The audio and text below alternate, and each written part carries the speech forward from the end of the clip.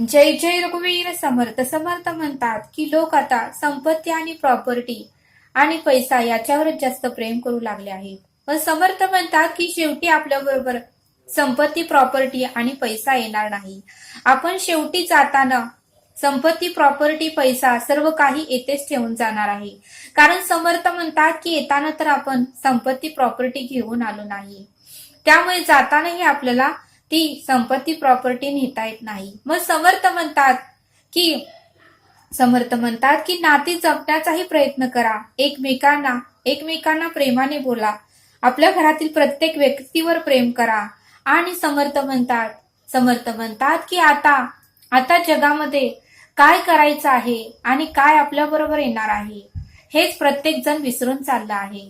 कारण समर्थ म्हणतात की खरं सुख तर खरं समाधान तर एकमेकाची मने जपण्यात आहे, एकमेकांना आनंद देण्यात आहे, एकमेकांच्या भावना समजून घेण्यात आहे, एकमेकांना आदर देण्यात आहे, एकमेकांच्या डोळ्यातील अश्रू पुसण्यातच खरा आनंद आहे असं समर्थ आपल्याला ते सांगतात. पण समर्थ म्हणतात की आजकाल लोक हे सर्व काही विसरून जात आहेत. आजकाल लोक फक्त पैसा, इस्टेट, प्रॉपर्टी हे कमवण्याकडे जास्त लक्ष देत आहेत आणि याकडे जास्त प्रेम करत आहेत. पण समर्थ म्हणतात की एका क्षणामध्ये जर आपलं आयुष्य संपलं तर सर्व काही मातीमोल होणार आहे, सर्व काही इथेच ठेवून जाणार आहे. आणि म्हणून समर्थ म्हणतात की एकमेकांच्या मनामध्ये जागा निर्माण करण्याचा प्रयत्न करा, एकमेकांना प्रेम देण्याचा प्रयत्न करा, एकमेकांच्या भावना समजून घेण्याचा प्रयत्न करा, एकमेकांना आनंद देण्याचा प्रयत्न करा आणि एकमेकांना सुख, समाधान आणि शांती देण्याचा प्रयत्न करा असं समर्थ आपल्याला ते सांगतात. समर्थ म्हणतात की आपण म्हणतो की माझे खासदार आणि आमदार यांची ओळख आहे. समर्थ म्हणतात की आपण म्हणतो की माझं खासदार आमदाराचा वशीला आहे, त्याची ओळख आहे, त्यामुळे मला आयुष्यामध्ये कोणतेही वादळ, कोणतेही संकट येणार नाही, कारण माझा मोठा वशीला आहे. पण समर्थ म्हणतात की आपला जर मृत्यू झाला तर खासदार आणि आमदार वशिला आहे म्हणून आपल्याला कधीही जिवंत करू शकणार नाही. आणि म्हणूनच समर्थ म्हणतात की खासदार आमदाराचा आपला वशिला आहे आपण असे म्हणतो, पण खासदार आमदार आपली पुण्याई तर वाढवून देणार नाही ना, खासदार आमदार तर आपली संकट तर दूर करणार नाही ना, खासदार आमदार आपलं पाप तर कमी करणार नाही ना, याकडेही आपण थोडं लक्ष दिलं पाहिजे असं समर्थ आपल्याला इथे सांगतात.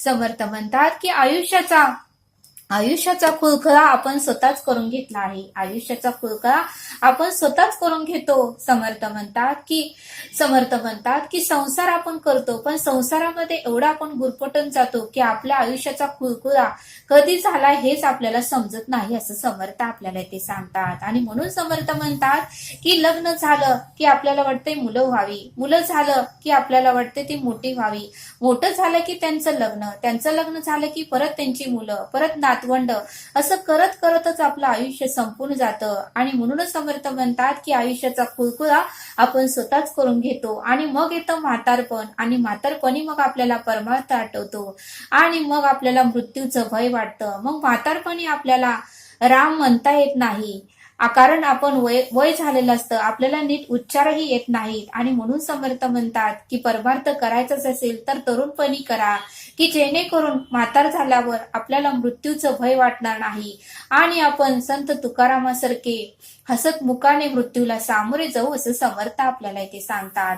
म्हणून समर्थ म्हणतात की परमार्थ हा तरुणपणापासूनच आपल्याला करता आलं पाहिजे असं समर्थांनी आपल्याला इथे सांगितलं. समर्थ म्हणतात की आपल्या आयुष्यात संकट, दुःख, वेदना का येतात, का तर आपल्याला बलवान आणि अधिक ताकदवान बनवण्यासाठीच ते येतात. आपल्या आयुष्यामध्ये संकट, दुःख, वेदना का येतात, कारण आपल्याला अधिक ताकदवान आणि बलवान बनवण्यासाठीच संकट हे आपल्या आयुष्यामध्ये येतात असं समर्थ आपल्याला इथे सांगतात. समर्थ म्हणतात की अपेक्षा जेवढं कराल तेवढं तुमच्या पदरामध्ये निराशाच पडेल, जेवढ्या अपेक्षा कराल तेवढं तुमच्या नशिबामध्ये निराशाच पडेल.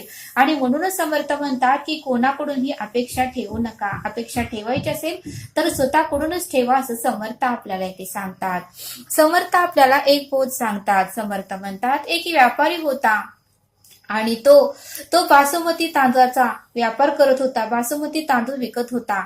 पण मात्र तो व्यापारी हा तांदूळ विकत घेत नव्हता, तर एका गोडाऊनमध्ये जाऊन तो तांदूळ चोरी करत होता आणि मग चोरी केल्यानंतर तो बाहेर जाऊन जास्त किमतीला ते तांदूळ विकत होता. असे बरेच दिवस झाल्यानंतर त्या व्यापाराच्या मनात आलं की आपण भरपूर पाप करत आहे, थोडंफार तरी आपण पुण्यही केलीच पाहिजे. आतापर्यंत जेवढा आपण पैसा कमवला ती चोरीच्या तांदळामुळेच आपल्याला मिळाला, तर आपण थोडं तरी पुण्य केलं पाहिजे. त्यामुळे त्या व्यापाराने एका साधू महाराजांना आपल्या घरी बोलवलं आणि त्या बासमती तांदळाची सुंदर अशी खीर बनवली. त्यामध्ये दूध तूप सगळं काही घालून त्याने सुंदर अशी खीर बनवून साधू महाराजांना पाट वगैरे टाकून रांगोळी वगैरे काढून त्यांच्या चरणाची पूजा करून ती खीर त्यांना खाण्यासाठी दिली. मग साधू महाराजांनीही ती उत्तमाची खीर खाल्ली. पण त्या त्या व्यापाराच्या मनात मात्र व्यापारी मात्र चोरी करून तांदूळ विकत होता. त्यामुळे मात्र साधू महाराजांच्या मनातही चोरीचे भाव आले आणि साधू महाराजांनी त्याच्या खाली ठेवलेले पैशाचे बंडेल बघितले आणि 2-3 बंडेल आपणही पैशाचे घेऊया, कुणाचं लक्ष नव्हतं. त्यावेळेस साधू महाराजांनी खीर वगैरे सर्व काही खाल्ली. त्यालाही खीर आवडली साधू महाराजांना आणि साधू महाराजांनी पैशाचे 2-3 बंडेल त्यांनी आपल्या झोळीमध्ये घातले आणि तो तिथून निघून गेला. त्यावेळेस मात्र तो व्यापारी आपले पैशाचे बंडल मोजू लागला. त्यावेळेस त्याला 2 लाख कमी लागले. त्यावेळेस त्या व्यापाऱ्याने सर्व नोकरांना विचारायचं ठरवलं. सर्व नोकरांना विचारलं. सर्व नोकरांना वाईट साईड बोलू लागला, मारू लागला. त्यावेळेस तो व्यापारी तेथे आला आणि व्यापारी म्हणाला, तुम्ही त्यांना कृपा करून मारू नका, ती चोरी मीच केली आहे. त्यावेळेस मात्र व्यापाराला खरे वाटेना की साधू महाराज चोरी कसे करू शकतील. त्यावेळेस तो म्हणला, साधू महाराज तुम्ही खोटं बोलता आहेत, यांना काही शिक्षा करू नये, मी त्यांना मारू नये माझ्या कामगारांना, म्हणून तुम्ही खोटं बोलत आहात. त्यावेळेस साधू महाराज म्हणाले की मी खोटं बोलत नाही, मीच तुझ्या पैशाची चोरी केली आहे. त्यावेळेस साधू महाराज म्हणाले, हे व्यापारी तुमचा धंदा काय आहे ते मला सांगा.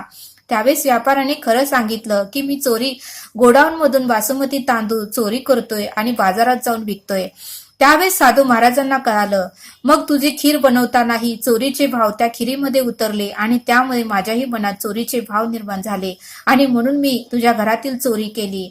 म्हणून समर्थ म्हणतात की जसं आपण अन्न तयार करताना आपल्या मनामध्ये भाव असतात, तसंच आपल्या अन्न आपण ग्रहण केल्यानंतर आपल्यामध्ये विचार येतात. आणि म्हणूनच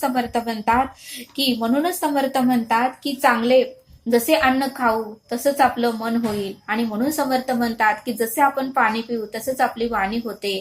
आणि म्हणून समर्थ म्हणतात की जसा आपण विचार करू तसंच आपला संसार होतो. आणि म्हणून समर्थ म्हणतात की चांगले करा म्हणजे चांगलेच मिळेल, चांगले मिळवा म्हणजे संसार ही चांगलाच होईल, आणि चांगले स्वीकारा म्हणजे आपली बुद्धी ही चांगलीच होईल आणि आपल्या आयुष्याचा प्रवास हा आनंदाचा करण्याचा प्रयत्न करा, असं समर्थांनी या बोधातून आपल्याला समजावून सांगितलं. तरी आता आपण येथेच थांबूया. धन्यवाद. जय सद्गुरू.